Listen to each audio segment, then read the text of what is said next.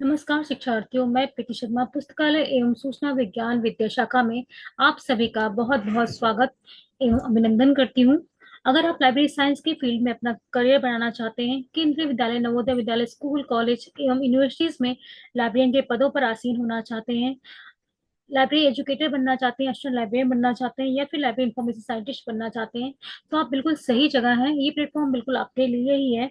और उत्तराखंड मुक्त विश्वविद्यालय आपके इन्हीं सपनों को साकार करने के लिए, आपके सपनों को नए पंख देने के लिए दो मोस्ट डायनेमिक एवं मोस्ट करियर ओरिएंटेड प्रोग्राम्स लेकर आया है, जो कि BLIS और MLIS हैं।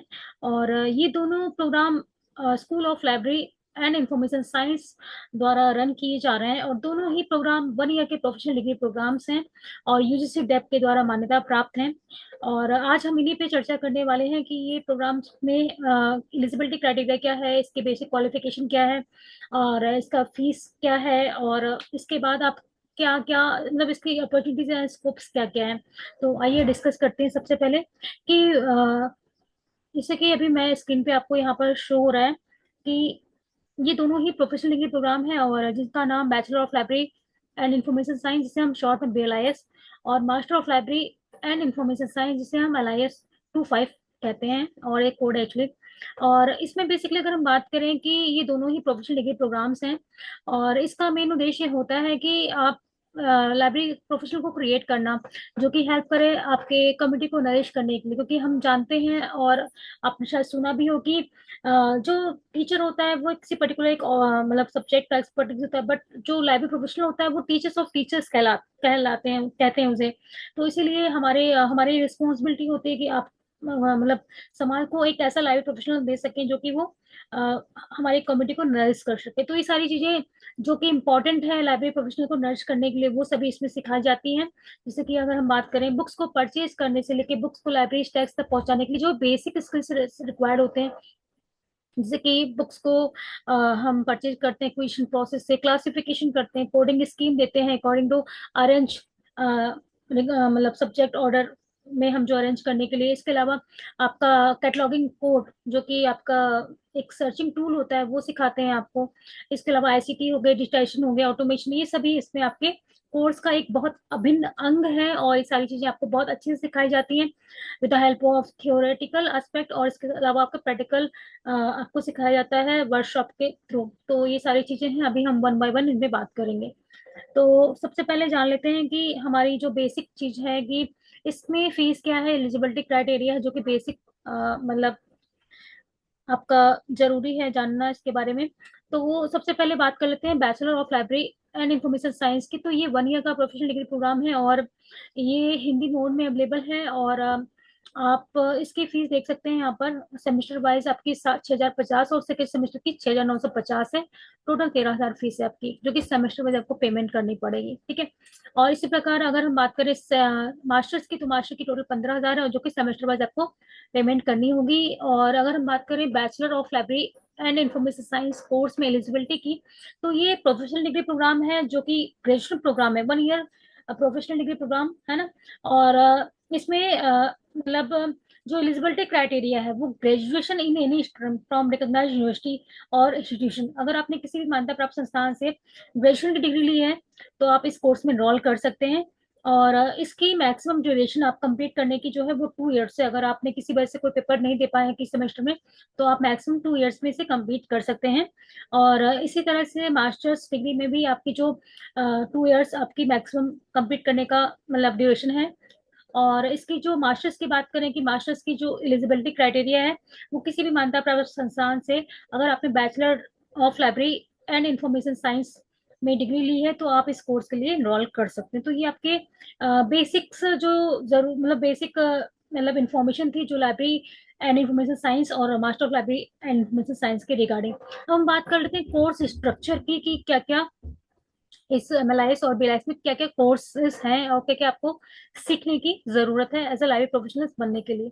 तो यहाँ पर आप देख सकते हैं, एक सेकेंड। तो आप देख सकते हैं कि BLIS फर्स्ट सेमेस्टर में 5 आपके कोर्सेज हैं, क्योंकि 20 क्रेडिट का प्रोग्राम है आपका फर्स्ट सेमेस्टर का, 20 क्रेडिट का सेकंड सेमेस्टर का, टोटल 40 क्रेडिट का प्रोग्राम है, ठीक है। और इसमें आप देख सकते हैं कि आपका जो मैंने आपको बताया था कि इसमें टेक्निकल स्किल्स या फिर कहते हैं कि प्रोफेशनल स्किल्स के लिए जो क्लासिफिकेशन और टूलिंग, क्लासिफिकेशन और कैटलॉगिंग एक तरह की सोल है आपकी, ठीक है। विदाउट सोल कहते हैं कोई कोर्स सर्वाइव नहीं कर सकता। लाइक सेम आपका क्लासिफिकेशन कैटलॉगिंग इसकी सोल है, और इसकी वर्कशॉप होती है 10 days की, और आप इसे अटेंड करते हैं। इसके बाद आपका एक एग्जामिनेशन होता है, इसमें डीडीसी और सीसी की प्रॉब्लम बनाने को दी जाती है, और इसके बाद आपका इसका वाइवा होता है। तो ये आपका वर्कशॉप है जो कि मैंडेटरी है, इसमें 75% अटेंडेंस मैंडेटरी होती है, ठीक है। और इसमें आपका जो प्रैक्टिकल सब्जेक्ट होता है उसमें कोई भी थ्योरी एग्जामिनेशन नहीं होता। आई मीन इसमें कोई भी मतलब और इसके अलावा इसमें असाइनमेंट भी नहीं होता, ठीक है।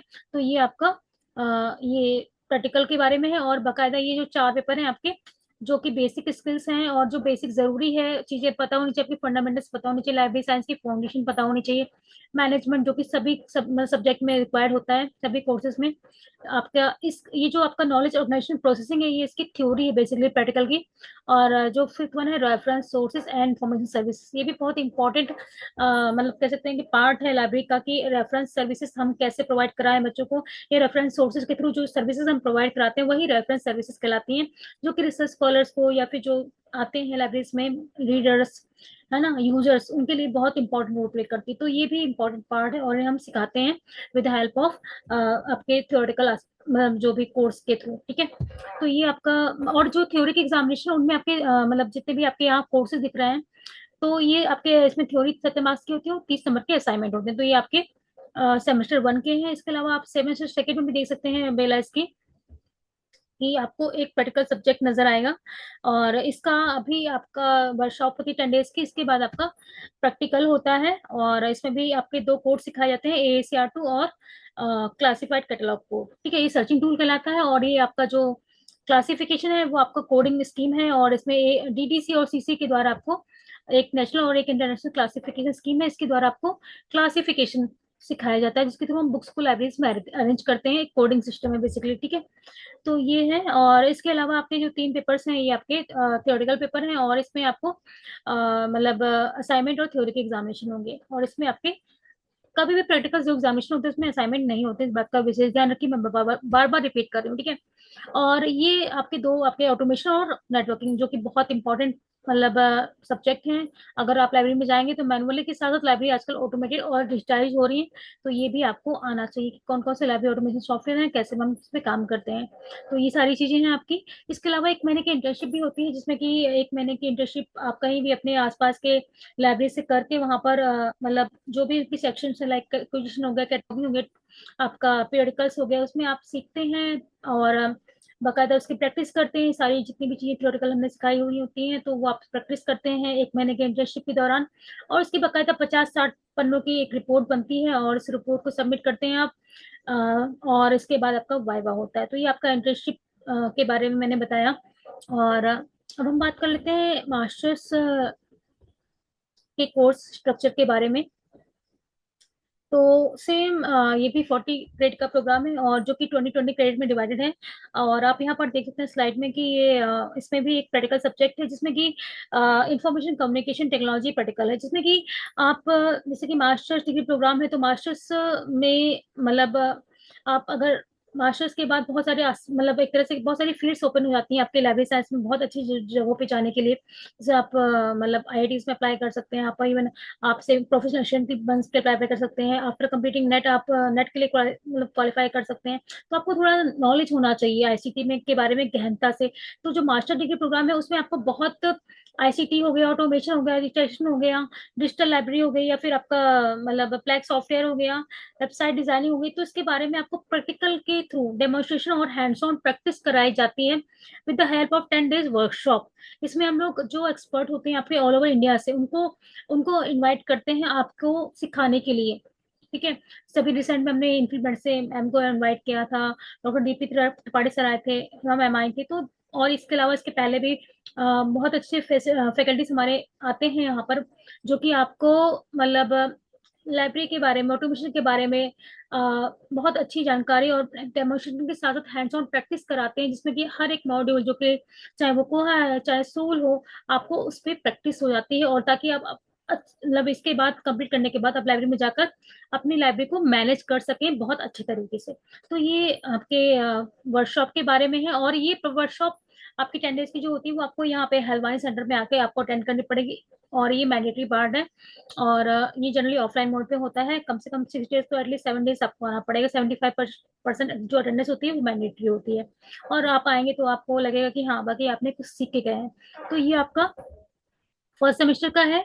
इसके अलावा हम बात करें सेकेंड सेमेस्टर की, तो सेकेंड सेमेस्टर में भी जैसे कि आपका इंटर्नशिप, जैसे बीएलआईएस में आपके इंटर्नशिप के सेम एज इट इज यहाँ पर भी इंटर्नशिप हमने रखी है।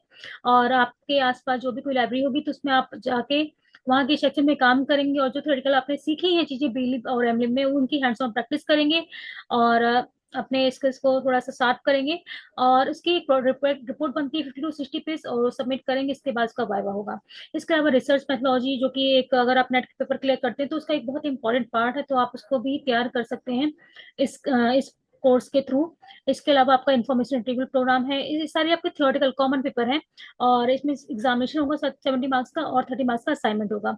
इसके अलावा जो 3 आपके इलेक्टिव सब्जेक्ट है, इनमें से कोई भी 2 आप चूज कर सकते हैं एज पर योर टोटली आपके चॉइस पे, ठीक है। तो एज पर योर चॉइस आप इनमें से कोई भी 2 सब्जेक्ट चूज कर सकते हैं, ठीक है। तो ये इलेक्टिव सब्जेक्ट हैं, और टोटल आपके 5 सब्जेक्ट हो गए, और ये आपका टोटल 20 क्रेडिट का आपका सेकेंड सेमेस्टर भी हो गया। तो ये बेसिकली आपका एनालाइज के बारे में था। होपफुली आपको क्लियर हुआ होगा। और अब हम बात कर लेते हैं स्कोप एंड अपॉर्चुनिटीज के बारे में। जैसे कि मैंने स्टार्टिंग में ही बताया था कि school, college, KVS, NVS, Bihar और राजस्थान लाइब्रेरी में मतलब हर साल, मतलब बल्क में वैकेंसीज आती रहती हैं। तो आप इन सभी पदों में एज अ लाइब्रेरियन अप्लाई कर सकते हैं। स्कूल, कॉलेजेस, जो प्राइवेट लाइब्रेरीज होती है, स्पेशल लाइब्रेरीज होती है, उनमें भी अप्लाई कर सकते हैं इजिली आप। इसके अलावा अगर हम बात करें medical library, special libraries, Lok Sabha library, high court libraries में भी अप्लाई कर सकते हैं फॉर लाइब्रेरियन। और इसके अलावा अगर हम बात करेंगे कौन कौन से डेजिग्नेशन के लिए, तो असिस्टेंट लाइब्रेरियन हो सकता है, लेकिन वो नेट क्लियर करने के बाद होता है। लेकिन बीएलआईएस की बात करें तो आप केवीएस, एनवीएस और राजस्थान पब्लिक राजस्थान और ये आपका बिहार लाइब्रेरियन में आप बीएलआईएस के बाद भी अप्लाई कर सकते हैं।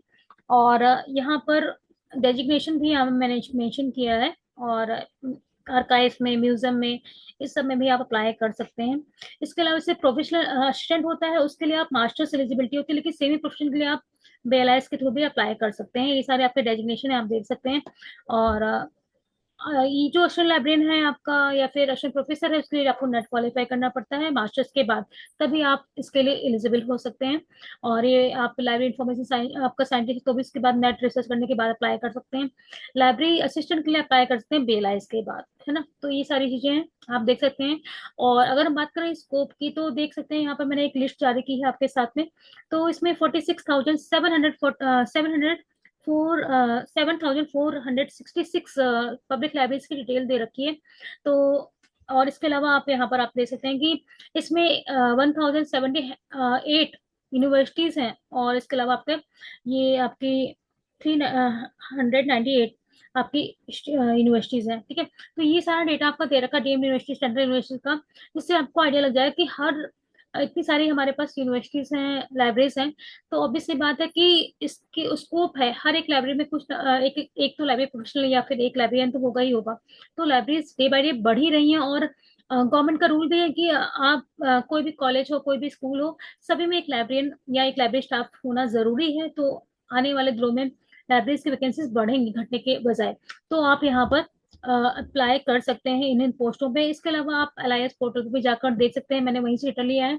तो ये आपका डेटा है, जिसमें कि आपका लिंक भी दे रखा है, डेजिग्नेशन भी दे रखा है, इंस्टीट्यूट का नाम भी दे रखा है, ऑर्गेनाइजेशन का नाम भी दे रखा है। तो आप जाकर देख सकते हैं कि ये वाकई में ये सारी वैकेंसीज आती रहती हैं। ये तो थोड़ा सा ओल्ड हो चुकी है, आप खुद जाकर भी रिसेंट वैकेंसीज को भी देख सकते हैं।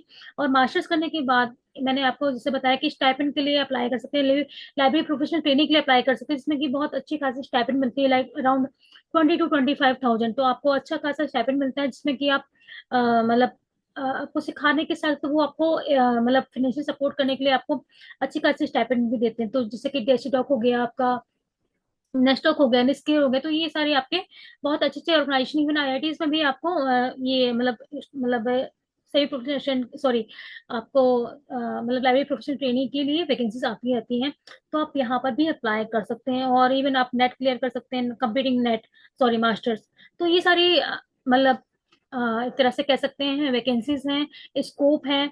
और यहाँ पर हमने कुछ डेटा ले रखा है, जैसे कि अभी हमारा सितंबर 21 में सबसे पहले बिलास लॉन्च हुआ था, और तब से लेकर अभी तक जो हमारे एडमिशन हुए हैं उनका ग्राफ मैंने यहाँ पे जारी किया है कि डे बाय डे हमारी जो प्रोग्रेस है एडमिशन की वो बढ़ी है। तो आप यहाँ पर भी देख सकते हैं कि क्या मतलब स्कोप रहा है, और एडमिशन अगर बढ़े तो इट मीन्स कि कुछ ना कुछ डिफरेंट होगा, और मतलब इसका स्कोप होगा, तभी बच्चों ने एडमिशन लिया है। देन अभी हम मोड्स ऑफ टीचिंग की बात करें तो ई एस एल एम, जैसे सेल्फ लर्निंग मटेरियल ई फॉर्म में अवेलेबल है, आप वेबसाइट पे जाके खुद पढ़ सकते हैं। इसके अलावा रेडियो लेक्चर्स अवेलेबल है, रेडियो प्रोग्राम यहाँ पे हेलो हल्द्वानी के नाम से।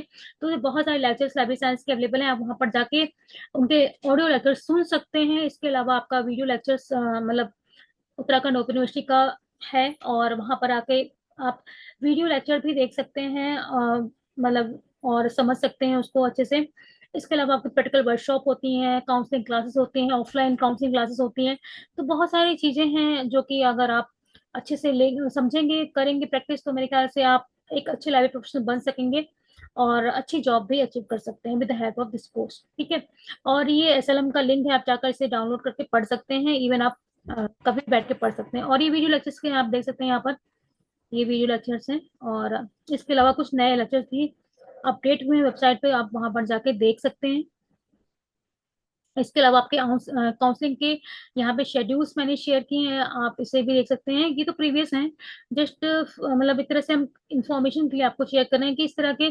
सबसे पहले क्या होता है कि एडमिशन खत्म होने के बाद हम लोग एक ग्रुप क्रिएट करते हैं, व्हाट्सएप ग्रुप, जिसमें सभी बच्चों को ऐड करते हैं, और उसमें जो प्रीवियस पेपर होते हैं आपके या फिर जो आपके एसएलएम होंगे, आपके वीडियो लेक्चर्स हो गए, ऑडियो लेक्चर्स हो गए, इसमें सारी चीज शेयर करते हैं। इसके बाद इंग्लिश प्रोग्राम होता है जिसमें बच्चों को बताया था कि इस कोर्स में है क्या चीजें, क्या क्या इंपॉर्टेंट चीजें हैं, क्या क्या मैंडेटरी चीजें हैं। इसके बाद फिर हम लोग जो भी काउंसलिंग क्लासेस का शेड्यूल है वो भी शेयर करते हैं व्हाट्सएप ग्रुप में। इसके अलावा आपके जो मेल हो गया या वेबसाइट हो गई यूनिवर्सिटी की, तो उन सब में हम शेयर करते हैं जिससे कि बच्चों को हेल्प मिल सके।